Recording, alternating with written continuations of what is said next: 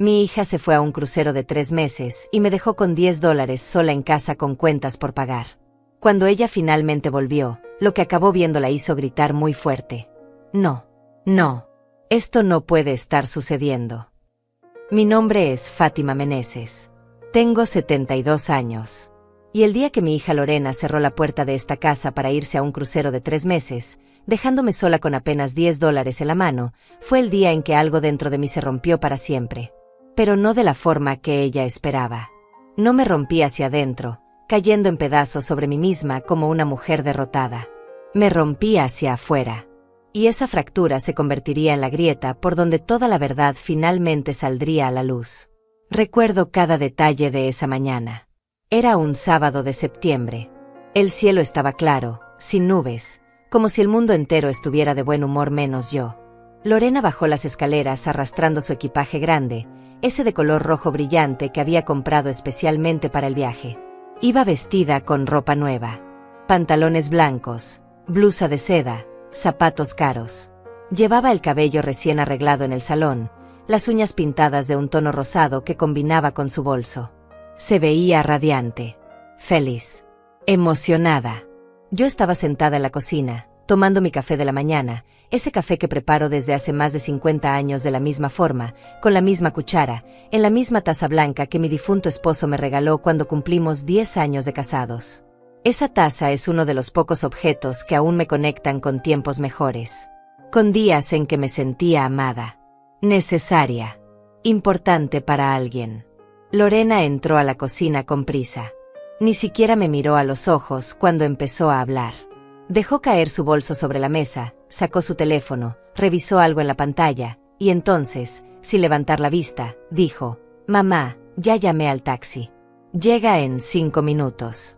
Necesito que entiendas algo antes de irme». Yo no dije nada. Solo levanté mi taza y tomé un sorbo de café tibio mientras la observaba. Había aprendido hace mucho tiempo que con Lorena era mejor dejarla hablar primero. Esperar. Escuchar. No interrumpir.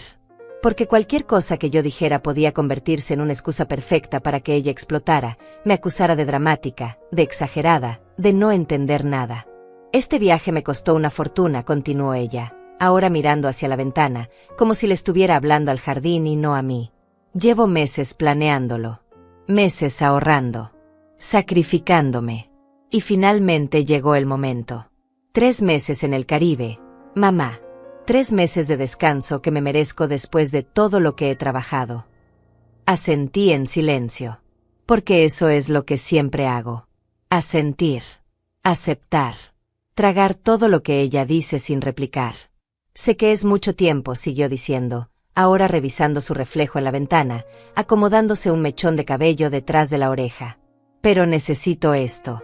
Necesito desconectarme. Estar lejos de todo. Del trabajo. Del estrés. De las responsabilidades. Hizo una pausa. Y entonces agregó, con una frialdad que todavía me hiela la sangre cuando la recuerdo, y eso te incluye a ti también, mamá. Sentí como mis dedos apretaron la taza con más fuerza. Pero no dije nada. No pregunté nada. No lloré. Porque ya estaba acostumbrada a esas palabras. A ese tono. A esa forma tan particular que Lorena tiene de hacerme sentir que soy una carga. Un problema. Un obstáculo entre ella y su felicidad. Entonces ella metió la mano en su bolso y sacó un billete de $10. Lo dejó caer sobre la mesa, frente a mí, como si estuviera dejando una propina. Toma, dijo. Esto es para que te las arregles mientras no estoy. Me quedé mirando ese billete. $10. Una sola cuenta arrugada, vieja, que apenas alcanzaba para comprar un cartón de leche y un pan. Y ella esperaba que yo sobreviviera 3 meses con eso. Lorena, susurré, sintiendo como mi voz temblaba a pesar de mis esfuerzos por mantenerla firme. Las cuentas de la casa, la luz, el agua, el gas, mi medicina. Ya sé, mamá, me interrumpió con impaciencia, cruzándose de brazos. Pero no puedo darte más. Gasté todo en el crucero. Y francamente, ya es hora de que aprendas a resolverlo tú sola. No puedes depender de mí para todo. Tienes 72 años, no eres inválida. Quise gritarle. Quise recordarle que esta casa es mía, que la compré yo con el dinero del seguro de vida de su padre, que cada mueble, cada plato, cada rincón de estas paredes fue pagado con mi trabajo, con mi esfuerzo, con mis propias manos. Quise decirle que ella vive aquí sin pagar renta, sin contribuir a nada, comiendo de mi comida, usando mis servicios, aprovechándose de mi silencio y de mi amor incondicional. Pero no lo hice, porque sabía que no serviría de nada. Lorena siempre tiene una respuesta lista. Siempre tiene una forma de voltear las cosas y hacerme sentir culpable, de convertirse en la víctima y a mí en la villana.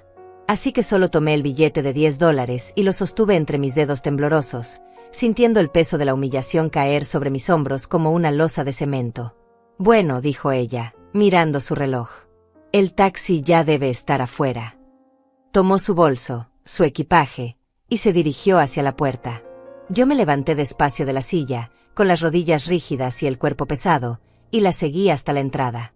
Cuando abrió la puerta, entró una ráfaga de aire fresco que olía a flores del jardín. Lorena salió, bajó los escalones, y el taxista se bajó para ayudarla con el equipaje. Ella volteó hacia mí una última vez, con una sonrisa ligera en los labios, como si todo esto fuera normal. Como si abandonar a tu madre anciana con $10 durante 3 meses fuera algo perfectamente aceptable. Cuídate, mamá, dijo, con un tono casi alegre. Nos vemos en diciembre. Y entonces se subió al taxi. La puerta se cerró. El motor arrancó. Y yo me quedé ahí, parada en el umbral de mi propia casa, sosteniendo esos $10 en la mano, viendo cómo el carro se alejaba por la calle hasta desaparecer en la esquina. El silencio que cayó sobre mí en ese momento fue absoluto. Pesado. Asfixiante. Entré de nuevo a la casa y cerré la puerta despacio.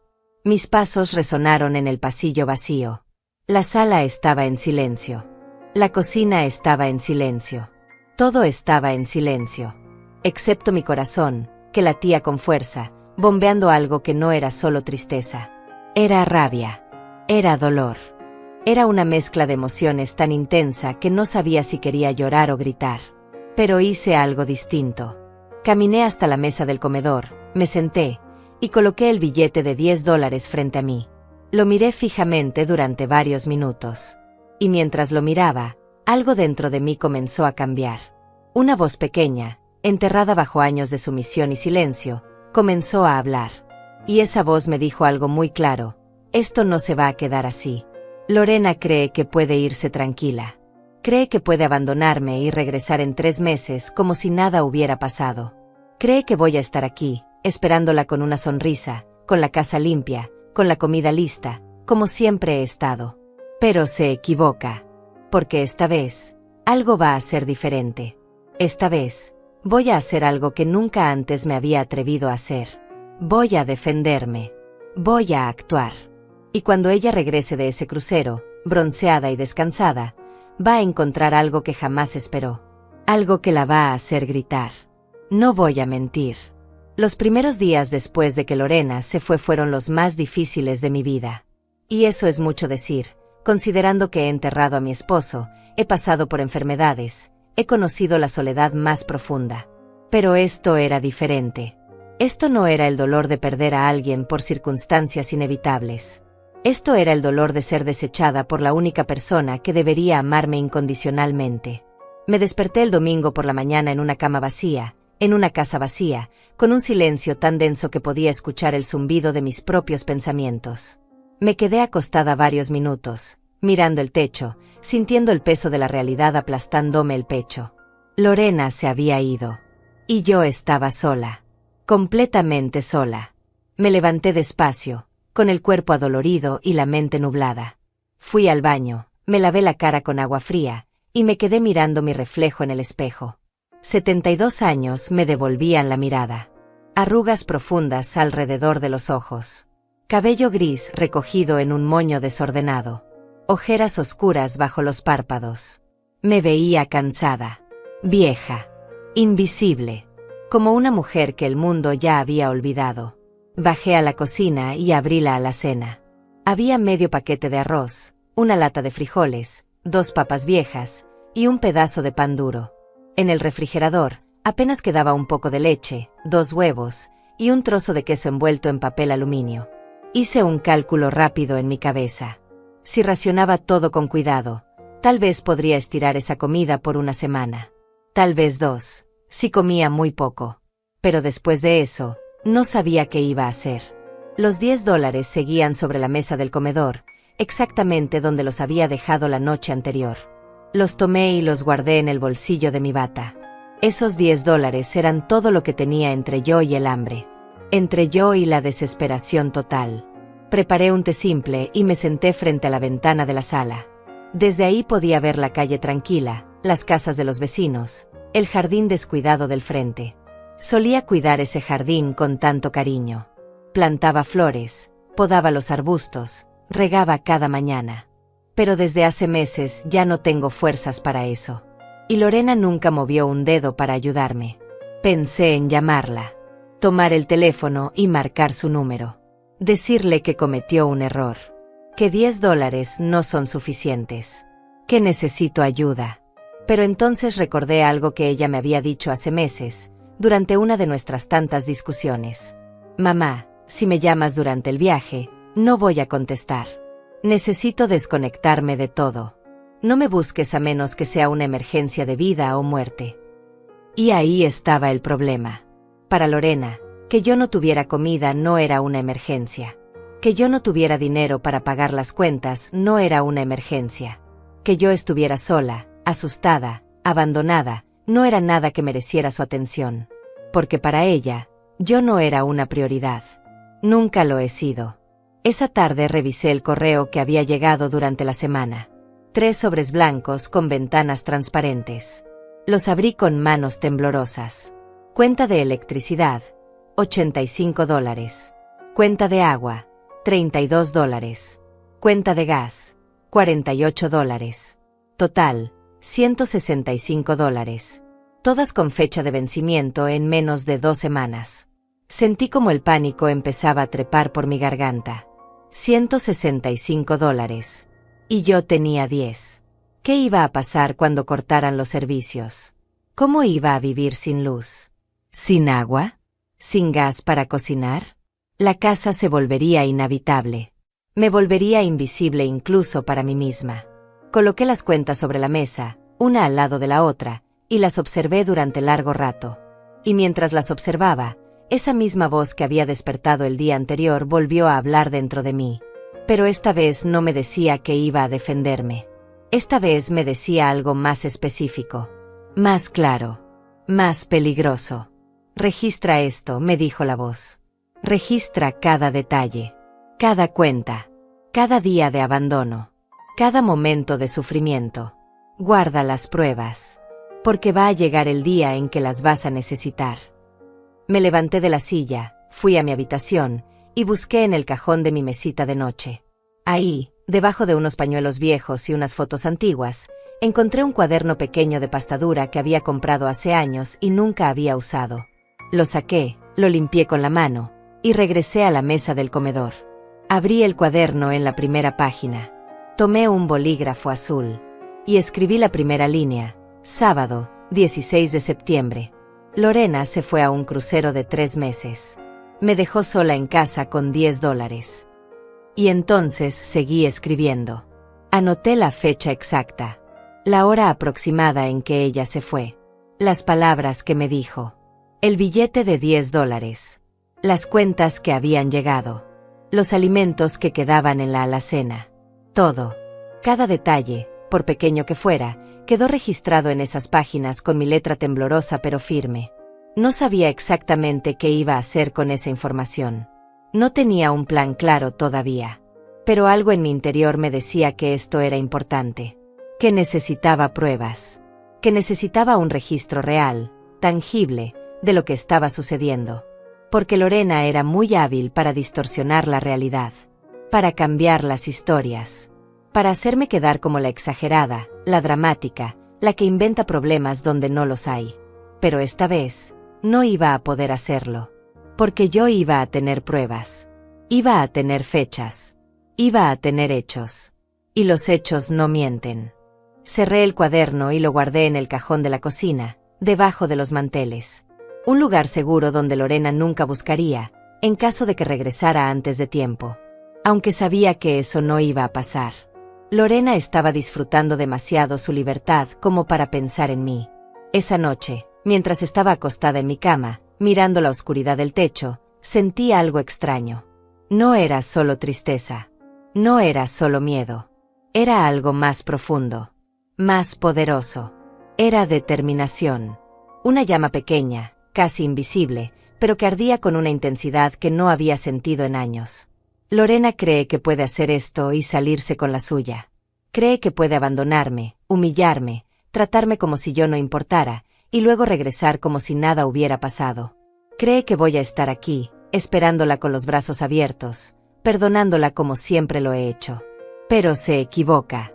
Porque esta vez va a ser diferente. Esta vez, cuando ella regrese de ese crucero, cuando baje de ese taxi bronceada y descansada, con su equipaje lleno de recuerdos y su teléfono lleno de fotos, va a encontrar algo que jamás esperó. Va a encontrar consecuencias. Va a encontrar verdad. Va a encontrar justicia. Y no voy a gritar. No voy a llorar. No voy a perder el control. Voy a hacer algo mucho más poderoso. Voy a mostrarle pruebas. Voy a mostrarle hechos.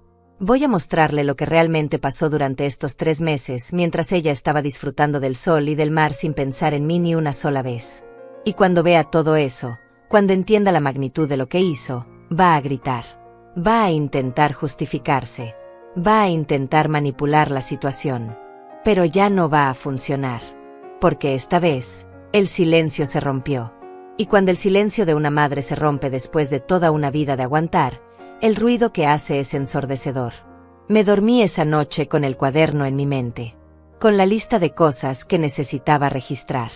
Con la certeza de que cada día que pasara, cada momento de abandono, cada cuenta sin pagar, cada comida que me saltara, cada lágrima que derramara en soledad, quedaría documentado. Guardado. Preservado. Porque cuando llegara el momento del enfrentamiento final, yo no iba a depender de mi palabra contra la de ella. Iba a tener algo mucho más poderoso que palabras. Iba a tener evidencia. Iba a tener verdad escrita en tinta. Iba a tener justicia callada, paciente, inevitable. Y Lorena todavía no lo sabía, pero su crucero de 3 meses no iba a terminar con el regreso triunfal que ella imaginaba. Iba a terminar con un despertar brutal. Con una realidad que no podría ignorar. Con consecuencias que no podría evitar. Porque yo, Fátima Meneses, a mis 72 años, finalmente había tomado una decisión. Y esa decisión iba a cambiar todo. La primera semana completa sin Lorena fue un descenso lento hacia un tipo de desesperación que nunca antes había experimentado. No fue dramático. No hubo un colapso repentino. Fue algo mucho peor. Fue el desgaste silencioso de la dignidad. La erosión gradual de la esperanza.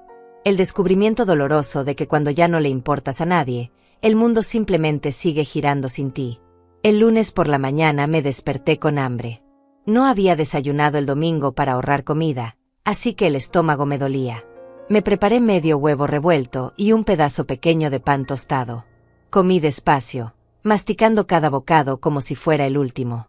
Porque en cierta forma, cada comida se sentía así. Como si estuviera contando los días que me quedaban antes de que la alacena se vaciara por completo. Pasé la mañana limpiando la casa. No porque estuviera sucia, sino porque necesitaba hacer algo. Necesitaba moverme. Necesitaba sentir que todavía tenía control sobre algo, aunque fuera solo sobre el polvo de los muebles. Barrí el piso. Limpié las ventanas. Ordené los cajones. Y todo el tiempo, el silencio de la casa me seguía como una sombra pesada.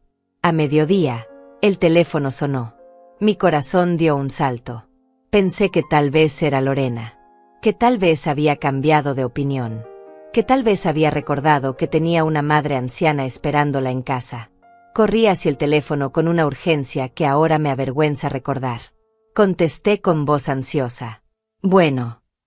Era una grabación automática. Una compañía de tarjetas de crédito ofreciéndome un préstamo.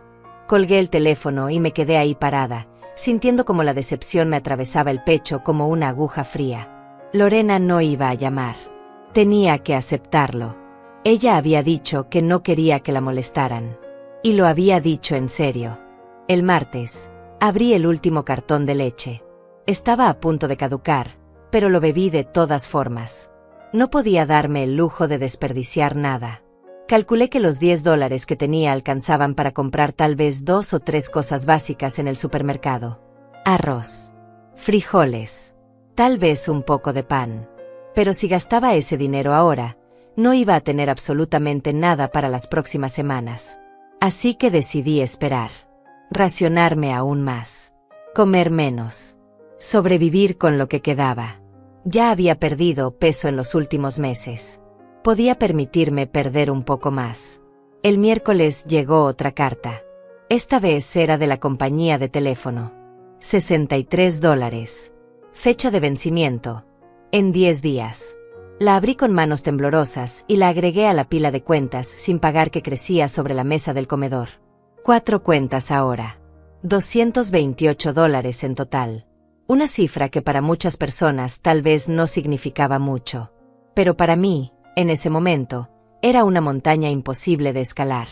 Saqué el cuaderno de su escondite. Abrí una nueva página. Y escribí, miércoles, 20 de septiembre. Llegó cuenta de teléfono, $63. Total de deudas, $228. Dinero disponible, $10. Comida restante, 2 papas, un lata de frijoles, medio paquete de arroz. Lorena no ha llamado. Cerré el cuaderno y lo volví a guardar. Cada vez que escribía en él, sentía una mezcla extraña de dolor y poder. Dolor porque estaba documentando mi propia humillación.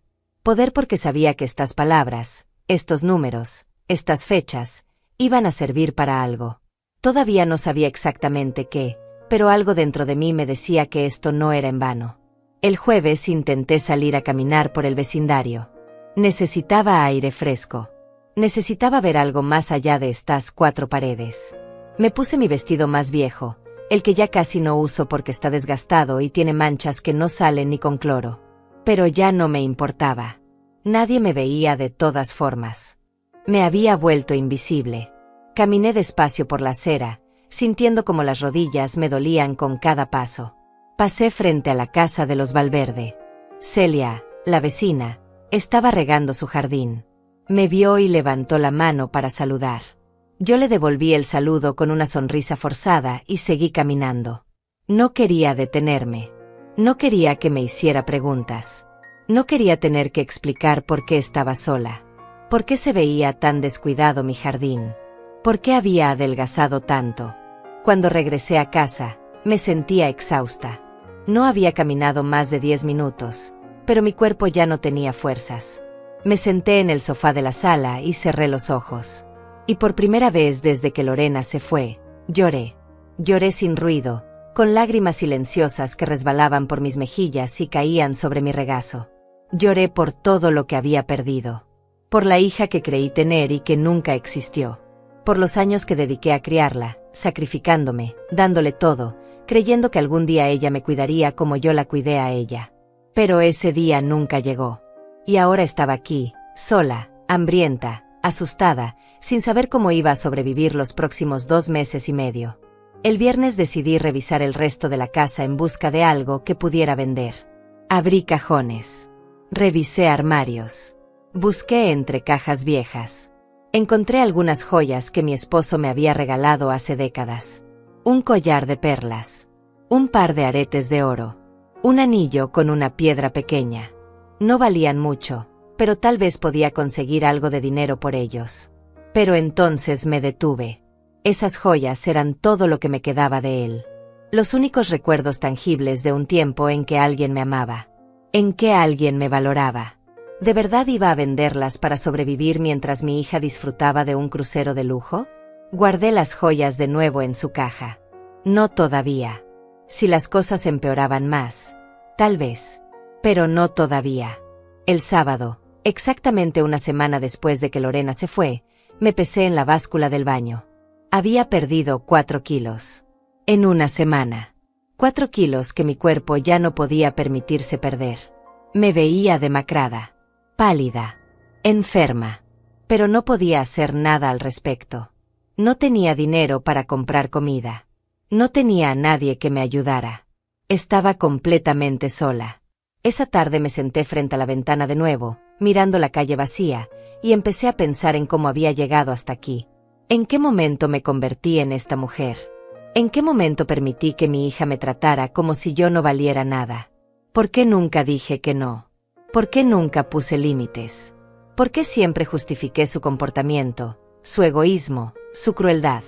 Porque tenía miedo. Miedo de perderla. Miedo de quedarme completamente sola. Miedo de que si la confrontaba, si le exigía respeto, ella simplemente se iría y nunca volvería. Así que elegí el silencio.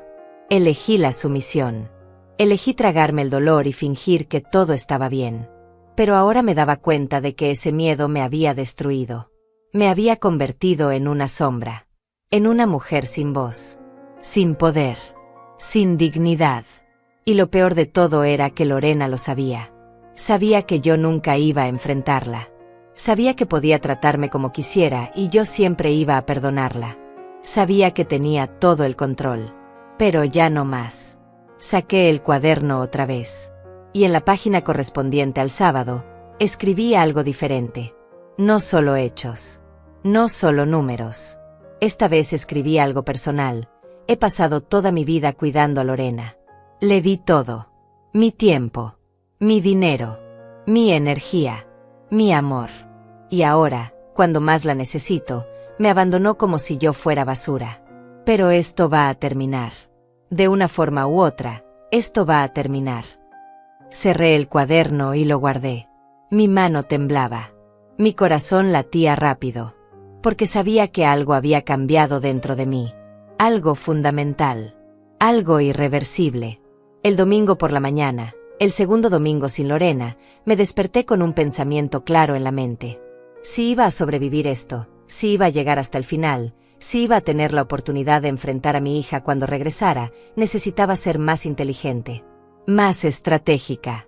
No podía simplemente esperar a que las cosas mejoraran. Tenía que hacer algo.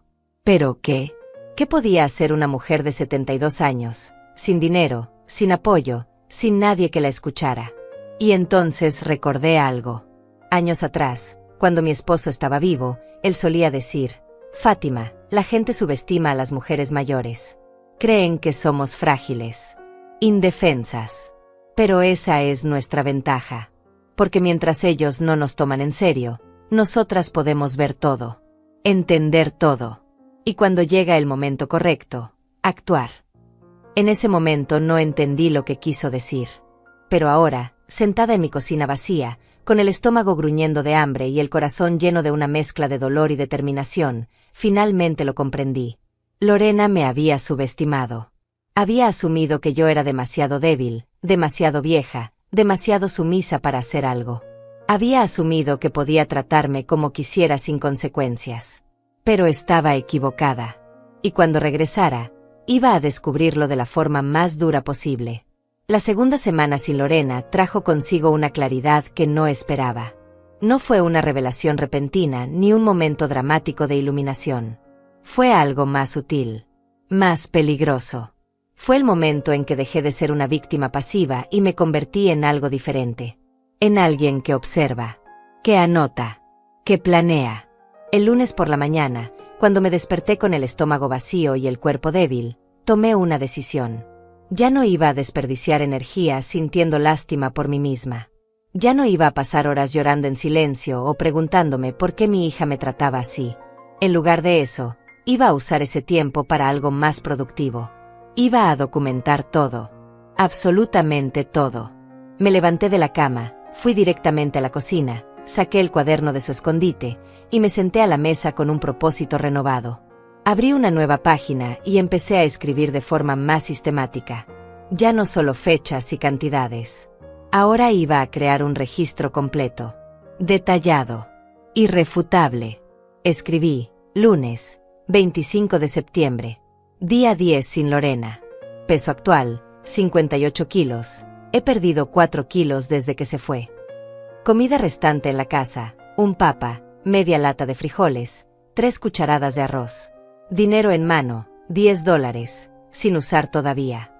Cuentas vencidas. Ninguna todavía, pero vencimiento se aproxima. Síntomas físicos. Mareos constantes, debilidad en las piernas, dolor de cabeza. Estado emocional. Determinada. Releí lo que había escrito. Era crudo. Era honesto. Era la verdad desnuda de mi situación. Y esa verdad, por dolorosa que fuera, era poder. Porque Lorena podía mentir. Podía manipular. Podía distorsionar los hechos. Pero no podía cambiar lo que estaba escrito en estas páginas con mi propia letra. Después de escribir, decidí hacer algo que nunca había hecho antes. Iba a tomar fotografías. No tenía un teléfono inteligente como Lorena. Solo tenía un teléfono viejo de teclas que apenas servía para llamadas. Pero recordé que en algún lugar de la casa había una cámara digital antigua que mi esposo había comprado hace años. Nunca la usábamos mucho, pero tal vez todavía funcionaba. Busqué en el armario del cuarto de huéspedes, entre cajas llenas de cosas olvidadas, y finalmente la encontré. Era una cámara pequeña, plateada, con algunas marcas de uso pero aparentemente en buen estado. La encendí. Para mi sorpresa, todavía tenía batería. La pantalla se iluminó con un parpadeo débil. Funcionaba. Regresé a la cocina y empecé a tomar fotografías. Fotografié la alacena casi vacía. La lata de frijoles a medio terminar. La papa solitaria. El paquete de arroz con apenas un puñado de granos en el fondo. Fotografié el refrigerador vacío, con solo una botella de agua del grifo que había llenado para no morir de sed. Fotografié la pila de cuentas sin pagar sobre la mesa del comedor. Fotografié el billete de $10 que Lorena me había dejado. Cada clic de la cámara era como un martillazo en un clavo. Estaba construyendo algo. Una estructura sólida hecha de evidencia. De pruebas visuales que nadie podría negar ni discutir. Cuando terminé, revisé las fotos en la pequeña pantalla de la cámara. Eran imágenes tristes. Desoladoras. Mostraban exactamente lo que era mi vida en este momento. Abandono total. Pero también mostraban algo más. Mostraban que yo estaba consciente. Que estaba presente. Que estaba preparándome para algo. Guardé la cámara en el mismo cajón donde guardaba el cuaderno. Mi arsenal secreto. Mi colección privada de verdades que pronto verían la luz. El martes por la tarde decidí hacer algo que me aterraba, pero que sabía que era necesario. Iba a usar los $10. No podía seguir así. Mi cuerpo estaba llegando a un límite peligroso. Si no comía pronto algo más sustancioso, iba a enfermarme de verdad. Y si me enfermaba, ¿quién iba a cuidarme? Nadie. Me puse mi abrigo viejo, tomé los $10 y salí de la casa. La caminata hasta la tienda de la esquina fue más difícil de lo que esperaba. Mis piernas temblaban. Me sentía mareada. Tuve que detenerme 2 veces para recuperar el aliento. Pero finalmente llegué. Entré a la tienda con la cabeza agachada, esperando que nadie me reconociera. El lugar olía a pan fresco y a detergente. Tomé una canasta pequeña y empecé a recorrer los pasillos, revisando precios con desesperación. Todo era más caro de lo que recordaba. Un paquete de arroz, $3.50. Una lata de atún, $2. Un cartón de huevos, $4. Pan, $2.50. Hice cálculos mentales rápidos. Si compraba arroz y atún, gastaba $5.50. Me quedaban $4.50. Con eso podía comprar el pan y todavía me sobraría algo. Pero no podía comprar huevos. No alcanzaba. Puse el arroz y el atún en la canasta. Tomé el pan más barato que encontré. Fui a la caja y coloqué todo sobre el mostrador. La cajera, una muchacha joven con el cabello recogido en una cola alta, escaneó los productos sin mirarme a los ojos. $8.20, dijo con voz monótona. Saqué el billete de $10 de mi bolsillo y lo entregué. Ella me devolvió $1.80 en monedas. Yo tomé el cambio con manos temblorosas y lo guardé. $1.80. Eso era todo lo que me quedaba ahora hasta que Lorena regresara. Caminé de regreso a casa cargando la pequeña bolsa de compras. Sentía el peso de esos 3 artículos como si fueran ladrillos. No por su peso físico, sino por lo que representaban. Representaban que había cruzado una línea, que había gastado mi último recurso, que ahora no tenía absolutamente nada más. Cuando llegué a casa, guardé las compras en la alacena y me senté en la mesa del comedor. Saqué el cuaderno y escribí: martes, 26 de septiembre. Gasté los $10 que Lorena me dejó. Compré arroz, atún, pan. Total gastado, $8.20. Dinero restante, $1.80. Esto tiene que durarme aproximadamente 70 días más. Releí esa última línea varias veces. 70 días. 10 semanas. 2 meses y medio. Una eternidad cuando no tienes nada. Cerré el cuaderno y apoyé la cabeza sobre mis manos. Estaba cansada. Tan cansada. No solo físicamente. Estaba cansada en el alma. Cansada de luchar. Cansada de sobrevivir. Cansada de sentirme invisible. Pero entonces pensé en algo. Pensé en el cuaderno. En las fotografías. En todo lo que estaba acumulando. Y me di cuenta de que no estaba haciendo esto solo para sobrevivir. Estaba haciendo esto para construir un caso. Para tener pruebas. Para que cuando Lorena regresara, cuando me mirara con esa sonrisa condescendiente y me dijera: ¿ves, mamá? No fue para tanto. Sobreviviste, yo pudiera mostrarle exactamente lo que significó sobrevivir. Porque sobrevivir no es lo mismo que vivir. Sobrevivir es despertar cada día sin saber si vas a tener comida. Es sentir cómo tu cuerpo se debilita poco a poco. Es vivir con miedo constante de que corten los servicios, de que te enfermes, de que algo terrible pase y no haya nadie que pueda ayudarte. Sobrevivir es existir en un estado de angustia permanente. Y eso era exactamente lo que Lorena me había obligado a hacer. El miércoles por la mañana, mientras comía una pequeña porción de arroz servido sin sal ni aceite porque no tenía nada más para darle sabor, escuché un ruido afuera. Me asomé por la ventana y vi a Celia Valverde, mi vecina, parada en su jardín, mirando hacia mi casa con expresión preocupada. Nos hicimos contacto visual por un segundo. Ella levantó la mano en un saludo tímido. Yo respondí de la misma forma y me alejé rápidamente de la ventana. No quería que se acercara. No quería tener que explicar nada todavía. No era el momento. Pero sabía que pronto sería inevitable. Celia era observadora, atenta, y ya había notado que algo no estaba bien. Solo era cuestión de tiempo antes de que tocara mi puerta. El jueves llegó otra carta. Esta vez era de la compañía de electricidad. Una notificación de que si no pagaba la cuenta vencida en los próximos 5 días, el servicio sería suspendido. 5 días. Eso significaba que para el martes de la próxima semana, si no hacía algo, me quedaría sin luz. Tomé la carta con manos temblorosas y la agregué a la pila. Luego saqué el cuaderno y anoté: jueves, 28 de septiembre. Notificación de corte de luz. Si no pago $85 antes del martes, 3 de octubre, suspenderán el servicio. No tengo forma de pagar. Lorena sigue sin llamar. Cerré el cuaderno y me quedé sentada ahí, en la mesa del comedor, rodeada de cuentas sin pagar y con el estómago rugiendo de hambre. Y en ese momento, algo más cambió dentro de mí. Ya no era solo rabia. Ya no era solo determinación. Era algo más frío. Más calculado. Era la comprensión absoluta de que Lorena había cometido un error enorme. No solo un error moral o emocional. Había cometido un error práctico. Porque me había dejado aquí, sola, con tiempo suficiente para pensar. Para planear. Para construir un caso tan sólido que cuando regresara, no iba a poder escapar de las consecuencias.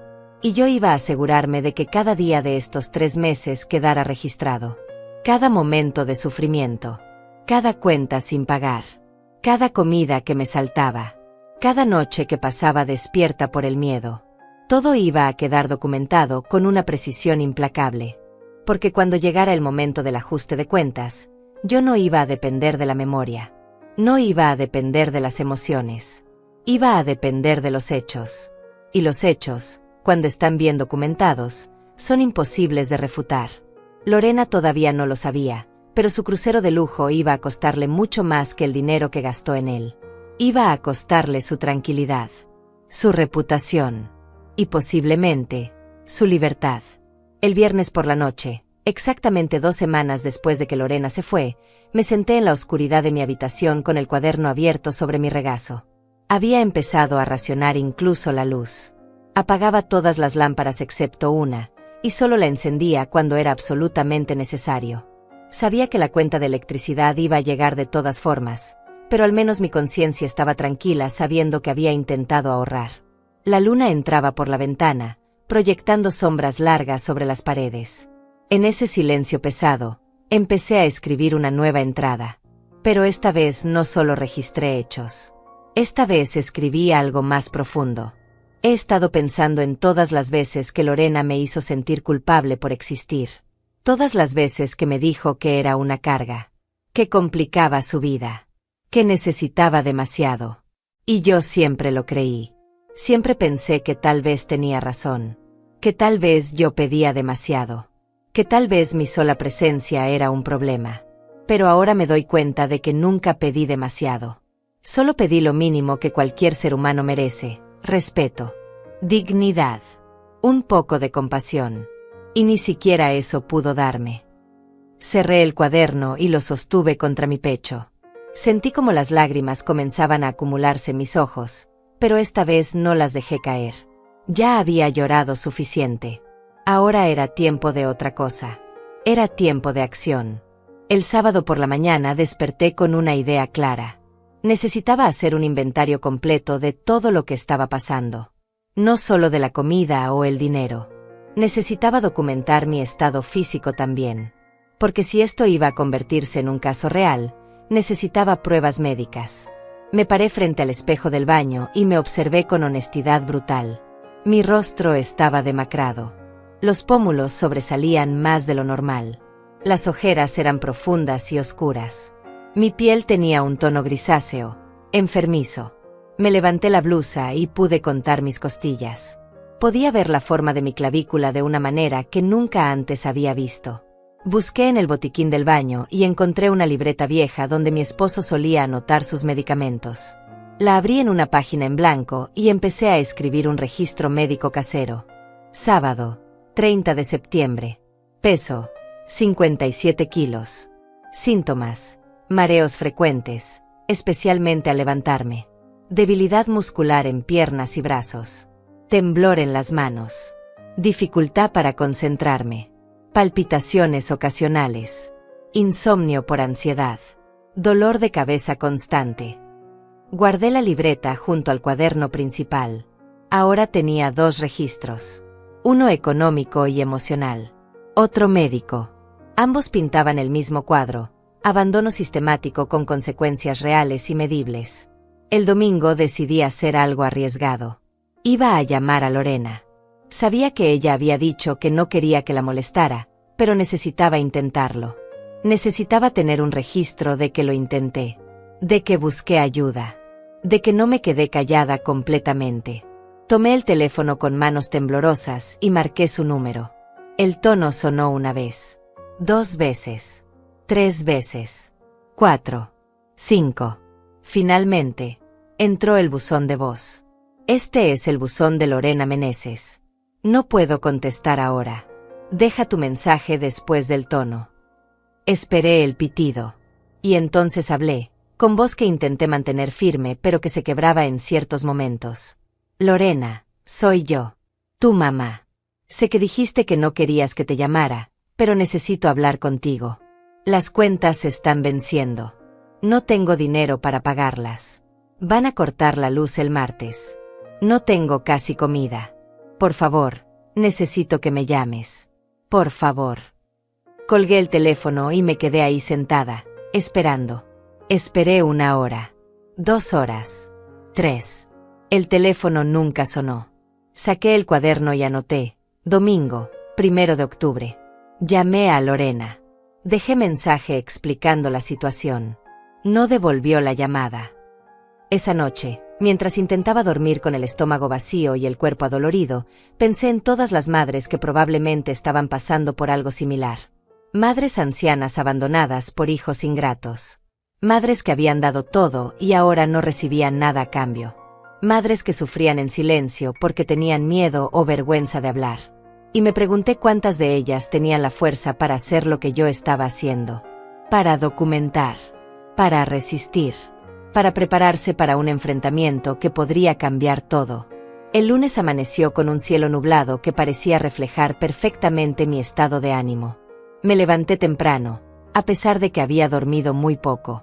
Preparé un té simple con agua caliente y me senté junto a la ventana, observando la calle despertar. Vi a los vecinos salir de sus casas, subir a sus autos, irse a trabajar, vivir sus vidas normales.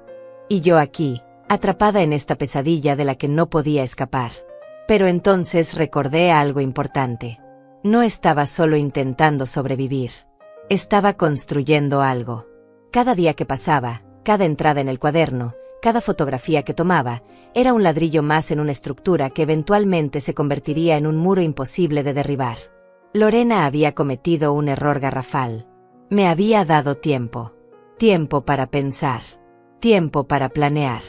Tiempo para preparar una respuesta que ella nunca vio venir. Y ese tiempo, por doloroso que fuera vivirlo, era exactamente lo que necesitaba para construir un caso irrefutable. El martes, el día en que amenazaban con cortar la electricidad, esperé junto a la ventana. Observé la calle con ansiedad, preguntándome si realmente lo harían. Si realmente llegaría una camioneta de la compañía eléctrica y me dejarían a oscuras. Pasaron las horas. La mañana se convirtió en tarde. La tarde comenzó a oscurecerse. Y entonces, justo cuando el sol empezaba a ponerse, vi una camioneta blanca estacionarse frente a mi casa. Un hombre con uniforme azul se bajó, caminó hacia el medidor de luz que estaba en un costado de la casa, y después de revisar algo en su tableta, hizo algo que no pude ver desde donde estaba. 5 minutos después, se fue. Fui a la cocina e intenté encender la luz. Nada. Presioné el interruptor varias veces. Nada. La electricidad había sido cortada. Me quedé ahí parada, en la oscuridad que comenzaba a invadir la casa, y sentí algo extraño. No era solo miedo o tristeza. Era una especie de calma fría. Porque ahora esto ya no era solo negligencia emocional. Esto era abandono con consecuencias tangibles y documentevels. Saqué la cámara, esperé a que quedara un poco de luz natural, y tomé fotografías de los interruptores que no funcionaban. Del refrigerador apagado. De la casa a oscuras. Luego saqué el cuaderno y escribí, usando la poca luz que quedaba del día, martes, 3 de octubre. La compañía eléctrica cortó el servicio por falta de pago. La casa está sin luz. No puedo usar el refrigerador. No puedo cocinar adecuadamente. No tengo calefacción. Lorena sigue sin llamar. Esto es negligencia. Esto es abandono. Y esto tiene pruebas. Cerré el cuaderno y lo guardé. Y mientras la oscuridad terminaba de envolver la casa, sonreí por primera vez en semanas. Porque Lorena acababa de darme exactamente lo que necesitaba. Evidencia irrefutable de que me había abandonado a mi suerte. La primera noche sin electricidad fue la más larga de mi vida.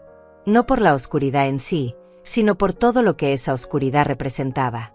Me senté en la sala, envuelta en una manta vieja, escuchando los sonidos nocturnos de la casa. El crujir de la madera. El viento contra las ventanas. El silencio pesado que se hacía más profundo con cada hora que pasaba. No pude dormir. Me quedé despierta toda la noche, pensando, recordando, planeando.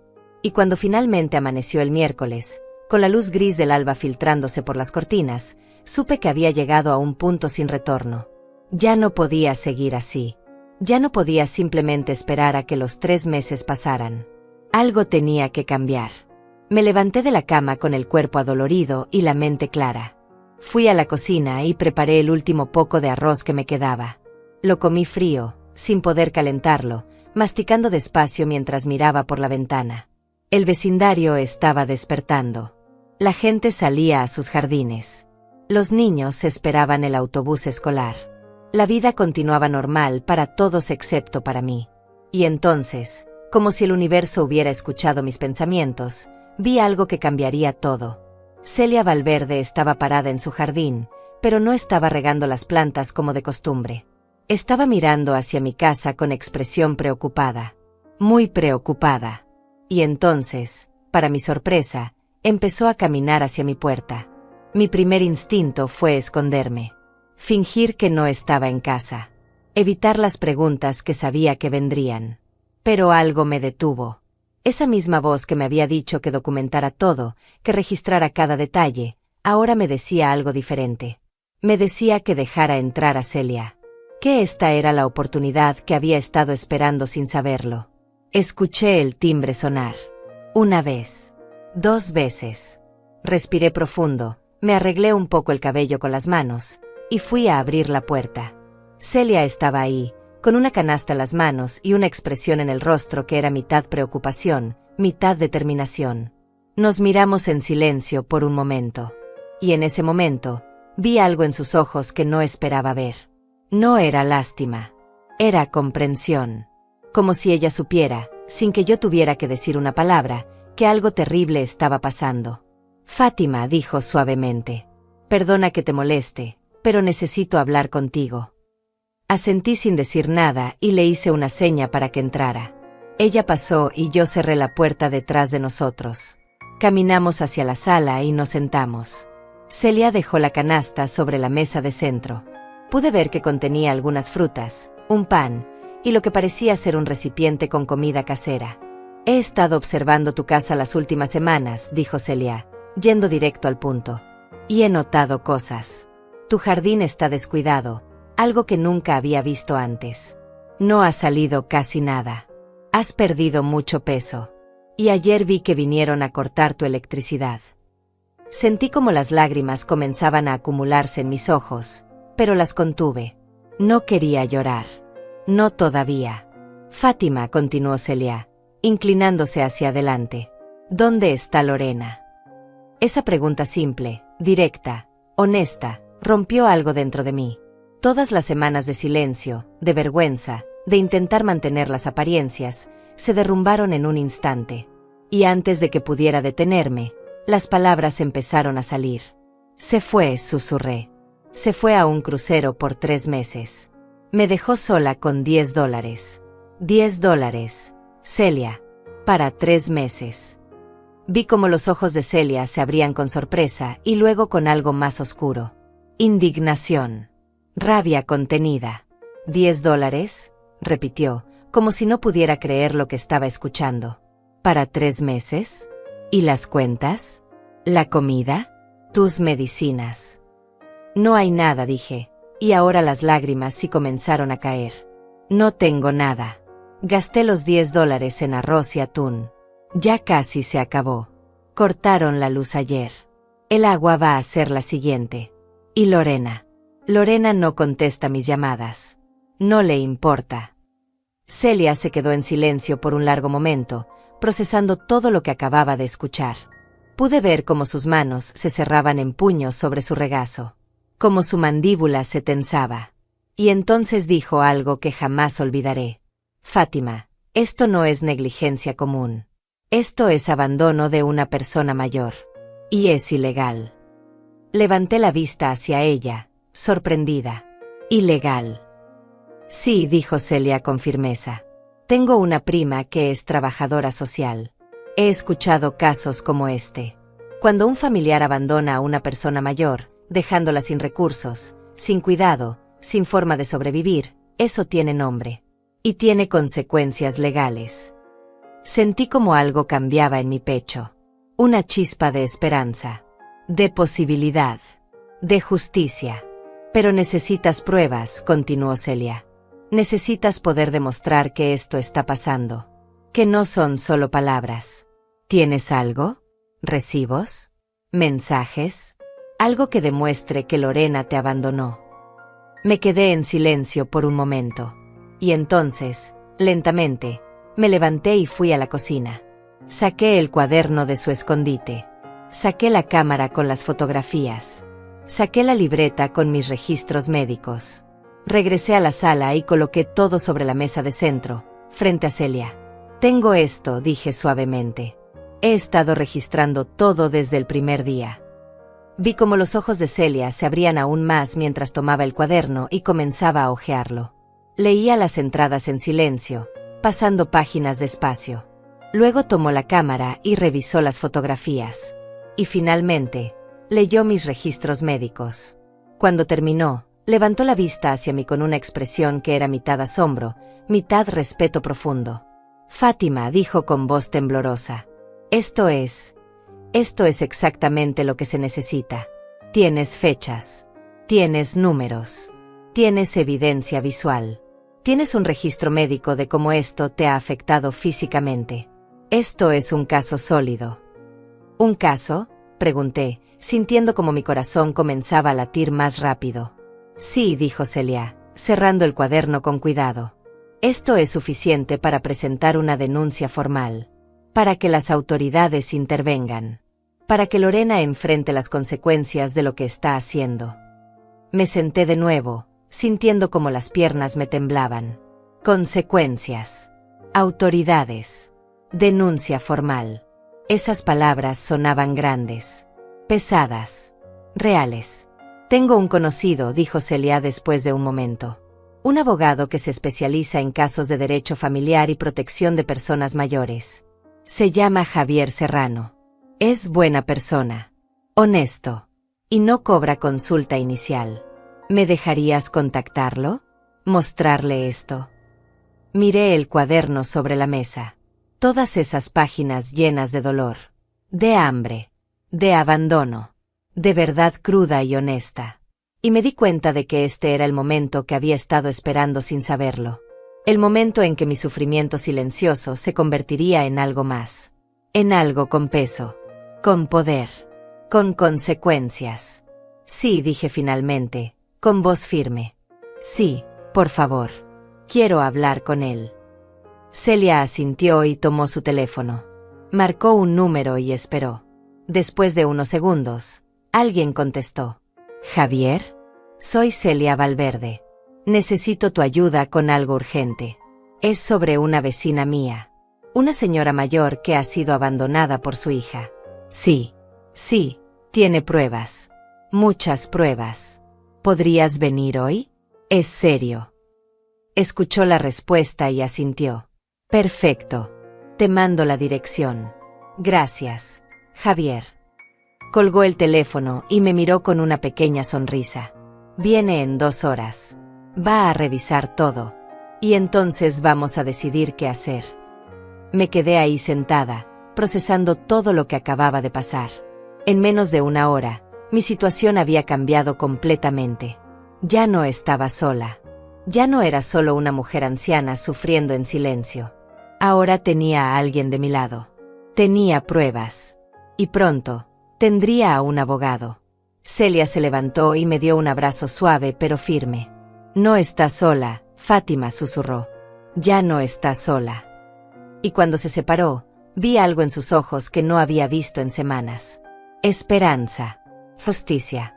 La promesa de que las cosas iban a cambiar. Ella se fue a su casa para esperar al abogado, dejándome la canasta con comida. Me quedé sentada en la sala, mirando el cuaderno sobre la mesa, y por primera vez en mucho tiempo, sentí algo parecido a la paz. Lorena había cometido un error. Un error enorme. Me había subestimado. Había asumido que yo era demasiado débil, demasiado asustada, demasiado sumisa para hacer algo. Pero estaba a punto de descubrir lo equivocada que estaba. Y cuando regresara de ese crucero, iba a encontrar algo muy diferente a lo que esperaba. Iba a encontrar consecuencias reales. Iba a encontrar justicia. 2 horas después, exactamente como Celia había dicho, escuché el timbre de la puerta. Me levanté despacio, alicé mi vestido con las manos temblorosas, y fui a abrir. Celia estaba ahí, acompañada de un hombre de aproximadamente 50 años, vestido con pantalón oscuro y camisa clara. Llevaba un maletín de cuero bajo el brazo y tenía una expresión seria pero amable en el rostro.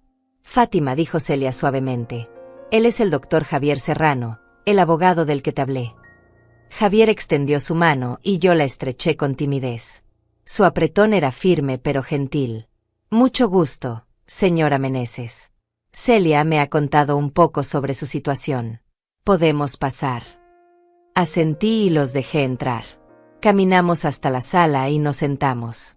Javier sacó una libreta y un bolígrafo de su maletín, y me miró directamente a los ojos con una expresión que transmitía profesionalismo, pero también compasión genuina.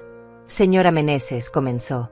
Antes de revisar cualquier documento, necesito que me cuente con sus propias palabras qué está pasando. Desde el principio. Sin omitir detalles, por incómodos que sean. ¿Puede hacer eso? Respiré profundo. Esta era la primera vez que iba a contar mi historia completa a alguien fuera de estas paredes. La primera vez que iba a poner en palabras todo el dolor, toda la humillación, todo el abandono que había sufrido.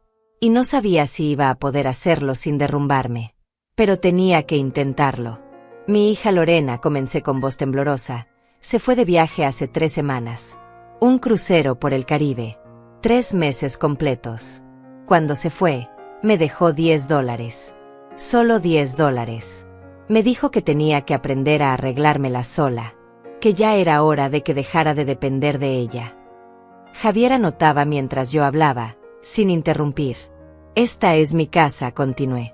La compré yo con el dinero del seguro de vida de mi esposo cuando él murió hace 12 años. Lorena vive aquí conmigo. No paga renta. No contribuye a los gastos. Come de mi comida. Usa mis servicios. Y aún así, me trata como si yo fuera una carga para ella. Sentí como las lágrimas comenzaban a formarse, pero las contuve. No podía llorar ahora. Necesitaba ser clara. Necesitaba ser fuerte. Cuando se fue, quedaban algunas cosas en la alacena. Pero no mucho. Usé los $10 para comprar arroz, atún y pan. Eso fue hace casi 2 semanas. Ya casi no queda nada. He perdido 6 kilos. Me siento débil todo el tiempo. Tengo mareos, temblores. Y las cuentas. Todas las cuentas están sin pagar. Ayer cortaron la electricidad. Pronto van a cortar el agua también. ¿Ha intentado contactar a su hija?, preguntó Javier, levantando la vista de su libreta. Sí, dije, sintiendo como la vergüenza me quemaba las mejillas. La llamé el domingo. Le dejé un mensaje explicándole todo. Que no tenía dinero. Que iban a cortar los servicios. Que necesitaba ayuda. Nunca contestó. Nunca devolvió la llamada. Javier asintió lentamente, escribiendo más notas. ¿Y no tiene otros familiares? Nadie más que pueda ayudarla. Negué con la cabeza. No, mi esposo murió. No tengo hermanos. Mis padres fallecieron hace años. Lorena es mi única familia. Y me abandonó. El silencio que siguió fue pesado. Javier dejó de escribir y me miró con una expresión que mezclaba tristeza y algo más oscuro. Indignación profesional. Señora Meneses, dijo finalmente, lo que me está describiendo es abandono de persona mayor. Es una forma de maltrato que está tipificada en la ley. Y es seria. Muy seria. Celia mencionó eso, dije suavemente. Por eso le pedí que lo trajera. Bien, dijo Javier, cerrando su libreta por un momento. Ahora necesito ver las pruebas que Celia me dijo que tiene. Cualquier documento, registro, fotografía, cualquier cosa que pueda demostrar lo que está pasando. Me levanté y fui a buscar todo. El cuaderno, la cámara, la libreta médica, las cuentas sin pagar, el comprobante de compra del supermercado, todo lo que había acumulado durante estas semanas de sufrimiento. Regresé y coloqué todo sobre la mesa de centro frente a Javier. Él tomó el cuaderno primero y comenzó a leerlo. Vi cómo sus ojos se movían de línea en línea, de página en página. De vez en cuando hacía una pausa, como si algo lo hubiera impactado particularmente. Luego tomó la cámara y revisó las fotografías una por una. La alacena vacía. El refrigerador apagado. Las cuentas acumuladas. El billete de $10. Cuando terminó de revisar todo, se recostó en el sofá y exhaló profundamente. Se quedó en silencio por varios segundos, como procesando todo lo que acababa de ver. Señora Meneses, dijo finalmente, con voz seria y controlada, esto es uno de los casos más documentados y claros de abandono de persona mayor que he visto en mi carrera. Usted ha hecho un trabajo extraordinario registrando todo. Fechas exactas. Cantidades precisas. Evidencia fotográfica. Registro médico de deterioro físico. Esto es exactamente lo que un fiscal necesitaría para construir un caso. Sentí como mi corazón comenzaba a latir más rápido. ¿Un fiscal? Quiere decir, esto es criminal. Puede serlo, dijo Javier, asintiendo. El abandono de persona mayor, especialmente cuando resulta en daño físico, da Quiementebel como pérdida de peso severa, desnutrición, privación de servicios básicos, puede constituir un delito. Pero antes de llegar a eso, hay otros pasos que podemos tomar. ¿Qué tipo de pasos?, pregunté, sintiendo una mezcla de miedo y esperanza. Javier se inclinó hacia adelante, con los codos apoyados en las rodillas. Primero, podemos presentar una denuncia ante los servicios de protección de adultos mayores. Ellos pueden investigar la situación, documentar oficialmente el abandono y tomar medidas inmediatas para protegerla. Segundo, podemos considerar acciones legales civiles contra su hija. Esto podría incluir órdenes de restricción, demandas por daños y perjuicios, e incluso la posibilidad de revocar cualquier beneficio que ella pueda estar recibiendo de vivir en su casa. Escuché cada palabra como si fueran gotas de agua en un desierto. Opciones. Posibilidades. Justicia. Pero aquí hay algo muy importante que necesito preguntarle, continuó Javier, mirándome directamente a los ojos. ¿Qué es lo que usted quiere que pase? Porque una vez que iniciamos este proceso, no hay vuelta atrás. Su hija va a enfrentar consecuencias reales, posiblemente legales, definitivamente sociales y familiares. Su relación con ella va a cambiar para siempre. Entonces necesito saber, ¿está preparada para eso? Esa pregunta flotó en el aire entre nosotros. Era la pregunta que yo había estado evitando hacerme a mí misma durante semanas. Porque la respuesta implicaba aceptar algo doloroso. Implicaba aceptar que la hija que yo había criado, que había amado, que había sacrificado todo por ella, realmente me había abandonado. Y que no había vuelta atrás.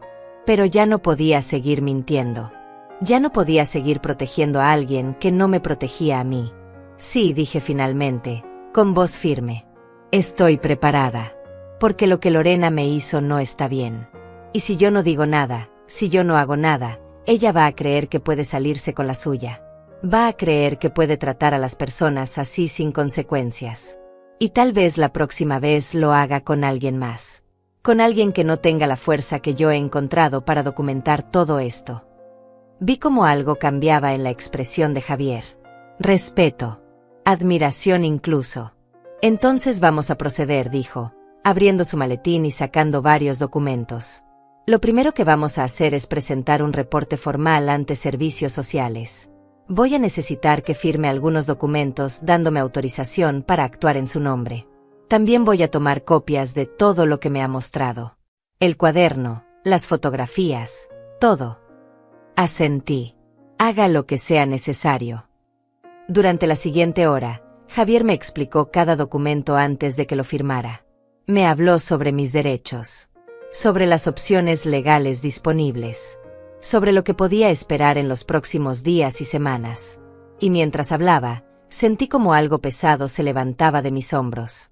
Ya no estaba sola. Ya no estaba indefensa. Tenía a alguien profesional, capacitado, que sabía exactamente cómo navegar este sistema. Alguien que iba a luchar por mí. Cuando terminamos, Javier guardó todos los documentos en su maletín y se puso de pie. Voy a presentar todo esto mañana mismo. Los servicios sociales van a querer hacer una visita a su casa para documentar las condiciones. Van a tomarle fotografías. Van a hacer preguntas. Y entonces van a iniciar una investigación formal sobre su hija. ¿Y qué va a pasar cuando Lorena regrese?, pregunté, la pregunta que había estado quemándome por dentro. Javier me miró con una expresión seria. Cuando ella regrese, va a encontrar una situación muy diferente a la que dejó. Va a encontrar una investigación activa. Va a encontrar documentación oficial de abandono. Y va a tener que responder por sus acciones. Legalmente. Formalmente. Con consecuencias reales. Me acompañó hasta la puerta junto con Celia. Antes de irse, se volteó hacia mí una última vez. Señora Meneses, lo que usted ha hecho, documentar todo con tanta precisión, es extraordinario. La mayoría de las personas en su situación están demasiado asustadas o avergonzadas para actuar. Usted no. Usted decidió defenderse. Y eso requiere coraje. Cuando se fueron, Cerré la puerta y me quedé parada en el pasillo vacío de mi casa. La casa sin luz. La casa sin comida. La casa donde había sufrido tanto. Pero ahora, por primera vez en semanas, esa casa no se sentía como una prisión. Se sentía como el escenario de una batalla que finalmente estaba lista para pelear. Los días que siguieron a la visita del doctor Javier Serrano fueron diferentes a todo lo que había experimentado antes. Ya no era solo yo contra el mundo. Ya no era solo una mujer anciana sufriendo en silencio. Ahora había un proceso en marcha. Una maquinaria legal que se había puesto en movimiento. Y yo era el centro de todo. El jueves por la mañana, tal como Javier había prometido, llegaron 2 trabajadoras sociales a mi casa. Una era una mujer joven llamada Samara, con cabello oscuro recogido en un moño profesional. La otra era mayor, tal vez de unos 50 años, y se presentó como Estefanía. Ambas traían portapapeles, cámaras, y una expresión de seriedad que me hizo entender que esto era real. Muy real. Señora Meneses, dijo Estefanía con voz amable pero firme, vamos a necesitar documentar las condiciones de su hogar y su estado físico actual. Esto es parte del protocolo de investigación. ¿Nos permite entrar? Abrí la puerta completamente y las dejé pasar. Caminaron por toda la casa, tomando fotografías de cada habitación. El refrigerador vacío. La alacena casi sin comida. Los interruptores de luz que no funcionaban. Las cuentas acumuladas sobre la mesa del comedor. La cama donde yo dormía sola cada noche. Todo quedó registrado con la precisión clínica de una investigación oficial. Samara tomó notas en su portapapeles mientras Estefanía me hacía preguntas. Las mismas que le había respondido a Javier, pero ahora con más detalle. ¿Cuánto pesaba antes de que Lorena se fuera? ¿Cuánto peso ahora? ¿Qué síntomas físicos había experimentado? Si había buscado atención médica. ¿Por qué no lo había hecho? No tengo dinero para el doctor, expliqué con vergüenza. Y no quiero usar mi seguro porque las facturas médicas se acumulan y no tengo forma de pagarlas. Estefanía anotó eso con expresión grave. Eso es parte del problema, señora Meneses. Su hija la dejó no solo sin recursos económicos, sino también sin acceso a cuidado médico básico. Eso agrava significativamente la situación. Después de más de 1 hora de documentación, Estefanía se sentó conmigo en la sala. Señora Meneses, basándonos en lo que hemos visto y documentado hoy, vamos a clasificar esto como un caso de abandono severo de persona mayor. Vamos a abrir una investigación formal contra Lorena Meneses. También vamos a proporcionarle recursos inmediatos de emergencia. ¿Recursos?, pregunté, sin entender completamente. Sí, dijo Samara, sacando algunos papeles de su carpeta. Vamos a conectarla con un programa de asistencia alimentaria de emergencia. También vamos a coordinar con las compañías de servicios para evitar más cortes mientras dura la investigación. Y vamos a asignarle un trabajador social que va a visitarla semanalmente para monitorear su situación. Sentí como las lágrimas comenzaban a caer antes de que pudiera detenerlas. No eran lágrimas de tristeza. Eran lágrimas de alivio, de gratitud, de esperanza. ¿Cuándo regresa su hija del viaje?, preguntó Estefanía. A principios de diciembre, respondí, limpiándome las lágrimas con la mano. Faltan todavía como 8 semanas. Estefanía y Samara intercambiaron una mirada significativa. Perfecto, dijo Estefanía. Eso nos da tiempo suficiente para completar la investigación antes de que ella regrese. Cuando Lorena vuelva, va a ser notificada oficialmente de las acusaciones en su contra. Va a tener que presentarse a una audiencia. Y va a tener que responder por todo lo que hizo. Se fueron después de darme varios documentos con información de contacto y recursos disponibles. Cuando cerré la puerta, me quedé parada en el pasillo, sosteniendo esos papeles contra mi pecho. Por primera vez en un mes, sentí que no estaba completamente sola. Que había personas que se preocupaban. Que me creían. Que estaban de mi lado. 2 días después, llegó una caja de comida de emergencia. Arroz, frijoles, pasta, salsa de tomate, atún, aceite, algunos vegetales enlatados y hasta un poco de pollo congelado. También incluía leche en polvo, pan y algunas frutas. Era más comida de la que había visto en mi cocina en semanas. Guardé todo con manos temblorosas, organizando cada artículo en la alacena como si fueran tesoros. Y en cierto modo, lo eran. Era la diferencia entre seguir muriendo de hambre o tener la fuerza para llegar hasta el final de esto. Esa misma tarde, mientras preparaba una comida real por primera vez en semanas, escuché que tocaban a mi puerta. Era Celia, con una sonrisa en el rostro. «Fátima, tengo noticias», dijo apenas entró. Hablé con Javier. Me contó que la investigación está avanzando rápido. Aparentemente, cuando las trabajadoras sociales revisaron los registros, encontraron que Lorena había estado cobrando un beneficio del gobierno destinado a tu cuidado. Un subsidio que se otorga a familiares que cuidan de personas mayores. Me quedé helada. ¿Qué? Sí, dijo Celia con expresión seria. Al parecer, Lorena aplicó para ese beneficio hace 2 años, declarando que era tu cuidadora principal. Ha estado recibiendo casi $500 mensuales del gobierno específicamente para cuidarte. Para tus alimentos, medicinas, necesidades básicas. Y no solo no te cuidó, sino que te abandonó completamente. Sentí como la rabia comenzaba a hervir dentro de mí. $500 mensuales. Durante 2 años. Eso era dinero que se suponía era para mí. Para mis necesidades. Y Lorena lo había estado usando para ella misma. Para sus viajes.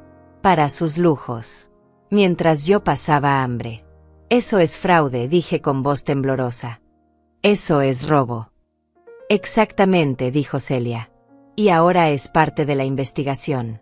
Esto ya no es solo abandono, Fátima.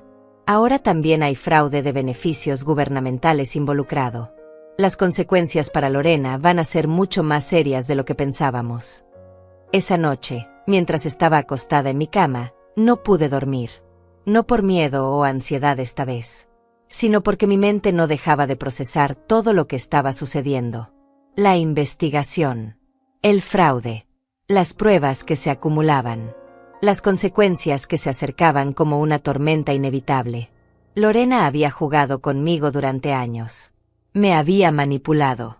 Me había usado. Me había robado. Y todo ese tiempo, yo había permanecido en silencio, creyendo que era mi deber como madre aguantar todo. Perdonar todo. Soportar todo. Pero ya no más. Las semanas siguientes pasaron en una especie de nebulosa extraña. Samara venía a visitarme cada semana para verificar que estuviera bien. Me traía más provisiones. Me hacía preguntas sobre cómo me sentía. Si había tenido contacto con Lorena. La respuesta siempre era no. Lorena nunca llamó. Nunca se preocupó. Nunca preguntó si su madre seguía viva. Javier me mantenía informada sobre el progreso de la investigación. Me explicó que habían contactado a la compañía del crucero y confirmado que Lorena efectivamente estaba a bordo, disfrutando del viaje. Habían verificado el costo del crucero, más de $6,000. Dinero que supuestamente no tenía para darme a mí, pero que sí tenía para gastarlo en ella misma. También me explicó que habían emitido una orden judicial para que Lorena se presentara a una audiencia inmediatamente después de su regreso. No iba a tener tiempo de desempacar. No iba a tener tiempo de preparar excusas. La justicia la estaría esperando en el aeropuerto. A mediados de noviembre, exactamente 2 meses después de que Lorena se fue, recibí una llamada de Javier. Señora Meneses, dijo con voz seria. Necesito informarle que el fiscal ha decidido presentar cargos criminales contra su hija. No solo por el abandono, sino también por fraude de beneficios gubernamentales. Esto significa que cuando regrese, va a enfrentar consecuencias legales graves. Me quedé en silencio por un momento, procesando esas palabras. Cargos criminales. Consecuencias legales graves. Mi hija. La niña que había cargado en mis brazos. La que había criado con tanto amor. Ahora enfrentaba la posibilidad de ir a juicio. De tener un registro criminal. De pagar por lo que me había hecho. Señora Meneses, dijo Javier. ¿Está ahí? Sí, susurré. Estoy aquí. Sé que esto es difícil, continuó Javier con voz amable. Pero necesito que entienda que usted no está haciendo nada malo. Usted está ejerciendo sus derechos. Está buscando justicia por el maltrato que sufrió. Esto no la hace mala madre. La hace una mujer valiente que se negó a seguir siendo víctima. Colgué el teléfono y me quedé sentada en el sofá, mirando por la ventana. Afuera, el mundo seguía girando. Los vecinos vivían sus vidas. Los niños jugaban. Los autos pasaban. Todo normal. Pero aquí adentro, en esta casa que había sido mi prisión durante 2 meses, algo había cambiado. Yo había cambiado. Ya no era la mujer débil y sumisa que Lorena había dejado atrás. Era alguien diferente. Alguien más fuerte. Alguien que había aprendido que el silencio no es virtud cuando se usa para esconder abuso. Saqué el cuaderno una última vez y escribí una entrada final. Noviembre 15. Hoy me informaron que Lorena enfrentará cargos criminales cuando regrese. He pasado por el infierno estos 2 meses. He sufrido hambre, frío, miedo, soledad. Pero también he descubierto algo que nunca supe que tenía: dignidad propia, valor, la capacidad de defenderme. Y cuando Lorena regrese, va a descubrir que ya no puede pisotearme. Porque esta vez, la verdad tiene voz. Y esa voz es la mía. Cerré el cuaderno y lo guardé. Faltaba menos de 1 mes para que Lorena regresara. Y yo estaría lista. El primer lunes de diciembre amaneció frío y gris. Era el día que había estado esperando y temiendo a la vez durante casi 3 meses. El día en que Lorena regresaría de su crucero. El día en que todo lo que había construido en silencio finalmente saldría a la luz. Me desperté temprano, a pesar de que apenas había dormido. Me puse mi mejor vestido, el que guardaba para ocasiones especiales. Me peiné con cuidado. Me miré al espejo y vi a una mujer diferente a la que había sido 3 meses atrás. Más delgada, sí, con más arrugas de preocupación en el rostro, pero también con algo nuevo en los ojos. Determinación. Dignidad recuperada. Javier había coordinado todo con precisión. Lorena llegaría al aeropuerto a las 3 de la tarde. Ahí estaría esperándola un oficial de servicios sociales, junto con un representante del fiscal. Le entregarían una citación oficial y la escoltarían directamente a una reunión preliminar. No iba a poder venir a casa primero. No iba a poder lavar su ropa de viaje o revisar sus fotos del crucero. La realidad la golpearía apenas pusiera un pie en tierra. Pero yo había pedido algo específico a Javier. Antes de todo eso, antes de las confrontaciones legales y las audiencias formales, yo quería que Lorena viera la casa. Quería que viera las consecuencias de sus acciones. Quería que entendiera, con sus propios ojos, lo que me había hecho.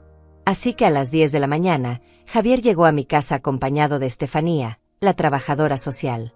Traían cámaras de video, documentos legales, y una expresión seria que me recordó la gravedad de lo que estaba a punto de suceder. «Señora Meneses», dijo Javier, «vamos a preparar todo para cuando su hija llegue. Queremos que ella vea exactamente cómo quedó la casa después de que se fue. Queremos que entienda el impacto real de sus acciones». Pasamos las siguientes horas organizando todo.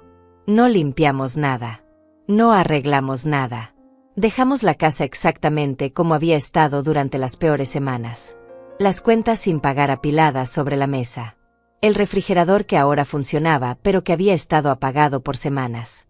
Las fotografías impresas que mostraban la alacena vacía, mi cuerpo demacrado, la oscuridad de la casa sin electricidad. Y en el centro de todo, sobre la mesa del comedor, colocamos el cuaderno. Abierto en la primera página. Con mis palabras escritas a mano, contando la historia completa de mi abandono. A las 2 de la tarde, sonó mi teléfono. Era Javier. Su hija acaba de aterrizar. Vamos camino a su casa. Llegamos en 40 minutos. Esos 40 minutos fueron los más largos de mi vida. Me senté en el sofá de la sala, con las manos entrelazadas sobre mi regazo, esperando. Celia vino a acompañarme, sentándose a mi lado en silencio solidario. No necesitábamos hablar. Ella sabía lo que este momento significaba para mí. Y entonces, a las 3:10, escuché el sonido de un auto estacionándose frente a mi casa. Miré por la ventana y vi un carro oficial del gobierno. Del asiento trasero bajó Lorena, con su equipaje rojo brillante, su piel bronceada, su cabello arreglado con mechas nuevas. Se veía descansada, feliz, completamente ajena a lo que estaba a punto de suceder. Junto a ella bajaron Javier, un oficial uniformado, y otra mujer que supuse era del fiscal. Lorena miraba a todos con confusión evidente. Vi cómo movía los labios, preguntando algo. Vi cómo su expresión cambiaba de confusión a preocupación cuando Javier le mostraba unos documentos. Y entonces, todos caminaron hacia mi puerta. El timbre sonó. Me levanté despacio, respiré profundo, y fui a abrir. Cuando Lorena me vio, su rostro se iluminó con una sonrisa. «Mamá, ya llegué. ¿Me extrañaste?» Y entonces, sus ojos recorrieron la sala detrás de mí. Vi cómo la sonrisa se congelaba en su rostro, cómo sus ojos se abrían con sorpresa al ver a todas las personas ahí. A Javier, a Estefanía, a Cela, a los oficiales. «¿Qué está pasando?», preguntó, con voz que empezaba a subir de tono. «¿Quiénes son todas estas personas?» «Pasa, Lorena», dije con voz tranquila. «Hay cosas que necesitas ver». Ella entró, arrastrando su equipaje, mirando a todos con desconfianza creciente. La guié hasta el comedor, hasta la mesa donde estaba todo preparado. Las cuentas, las fotografías, el cuaderno. «¿Qué es esto?», preguntó, acercándose a la mesa. Tomó una de las fotografías. Era la imagen del refrigerador vacío. Luego tomó otra, la alacena sin comida, y otra más. Mi cuerpo demacrado pesándose en la báscula. Vi cómo su rostro palidecía, cómo sus manos comenzaban a temblar. «Esto es lo que pasó mientras tú estabas en tu crucero», dije, con voz firme. «Esto es lo que viví con los $10 que me dejaste». Lorena negó con la cabeza. «No, no entiendo. Tú tenías que arreglártelas. Solo eran 3 meses». «Solo 3 meses», repetí, sintiendo como la rabia comenzaba a subir por mi garganta. 3 meses sin comida suficiente. 3 meses sin electricidad porque no pude pagar la cuenta. 3 meses sola, asustada, hambrienta, mientras tú disfrutabas del sol y del mar. Pero yo no pensé. Comenzó a decir, pero Javier la interrumpió. «Señorita Meneses», dijo con voz profesional y fría, «soy el doctor Javier Serrano, abogado de su madre. Y estoy aquí para informarle que enfrenta una investigación formal por abandono de persona mayor y fraude de beneficios gubernamentales». Vi cómo Lorena se tambaleaba, como si la hubieran golpeado físicamente. «¿Qué? ¿Fraude? ¿De qué están hablando?». Estefanía dio un paso adelante.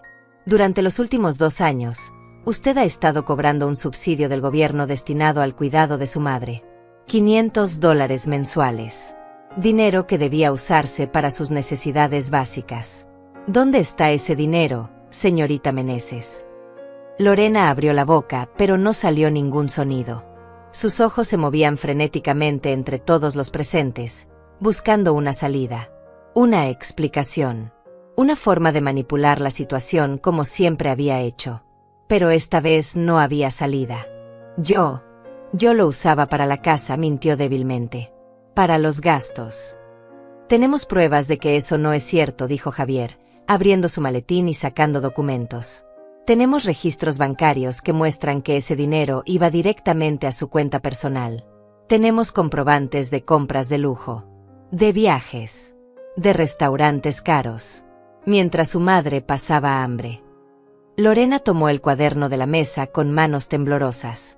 Comenzó a leer. Vi cómo sus ojos se movían rápidamente por las páginas, cómo su rostro cambiaba de confusión a horror a medida que leía mis palabras. Las fechas, los números, el registro detallado de cada día de abandono.